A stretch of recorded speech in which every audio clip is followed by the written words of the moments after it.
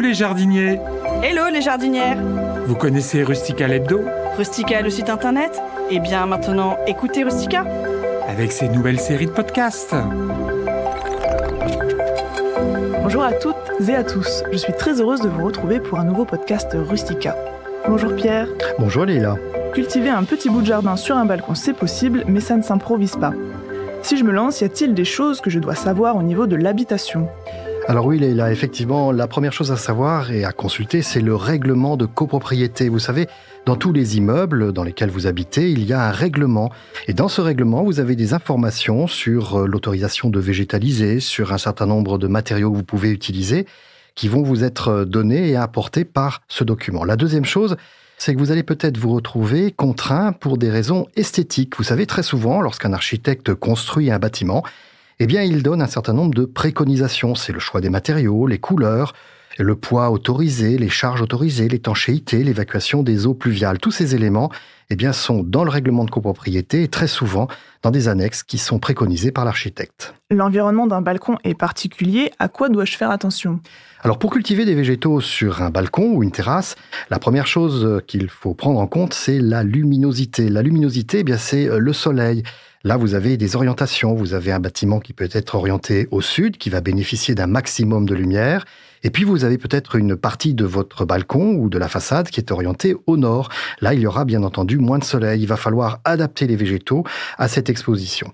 Attention également aux bâtiments de couleur claire ou aux bâtiments dont le revêtement mural sont des parois vitrées. Il y a là de la réverbération. Les végétaux qui seraient proches de ces parois risqueraient d'être brûlés. Autre élément dont il faut tenir compte sur un balcon ou une terrasse, c'est le vent et les courants d'air. Vous êtes très souvent situé le long d'une grande avenue, d'une voie qui crée des appels d'air et certains végétaux n'apprécient pas d'avoir le feuillage complètement et régulièrement chahuté par le vent. Et puis enfin, si vous habitez au cœur d'une ville, faites attention à la pollution atmosphérique. La pollution atmosphérique, ce sont les voitures, le chauffage, eh bien, qui va déposer des petites pellicules sur le feuillage qui va nuire au développement des végétaux. Et si je me lance, par quoi me conseilles-tu de commencer ? Alors Leïla, la première chose qu'il faut se poser comme question, c'est de savoir où sont les espaces à vivre et les espaces dans lesquels vous allez planter les végétaux. Les espaces à vivre, eh bien, ce sont des lieux de vie, des lieux dans lesquels vous allez installer une table, une chaise, un transat pour pouvoir profiter de votre balcon. Et puis autour de ces espaces, vous avez les espaces plantés. Ce sont les espaces dans lesquels vous allez cultiver les végétaux. Et là, il va falloir un élément important, c'est le contenant. Et justement, en parlant de contenant, lequel choisir ? Alors le choix est multiple. Vous allez déjà tenir compte de la dimension. Si vous voulez des végétaux qui s'épanouissent correctement, qui prennent de l'ampleur, eh bien, il faut un minimum de 30 à 40 cm en tous sens, hauteur, largeur, profondeur. Mais évidemment, plus le bac est important, plus les végétaux seront heureux. Alors, dans ce bac, vous allez mettre de la terre. Il va falloir aussi tenir compte, comme on le disait tout à l'heure, du poids et de l'encombrement. Concernant les couleurs, là, vous faites ce que vous voulez. En revanche, sur le choix des matériaux, il y a quelques orientations à prendre. On va tenir compte du poids, on va tenir compte de l'isolation thermique, de la résistance au gel. Alors, vous avez bien entendu la terre cuite, le plastique, le bois, la pierre reconstituée ou les matériaux composites qui ont beaucoup de succès actuellement. Et puis, on va trouver aussi des bacs en acier ou en fibre textile qui sont, eux, beaucoup plus légers.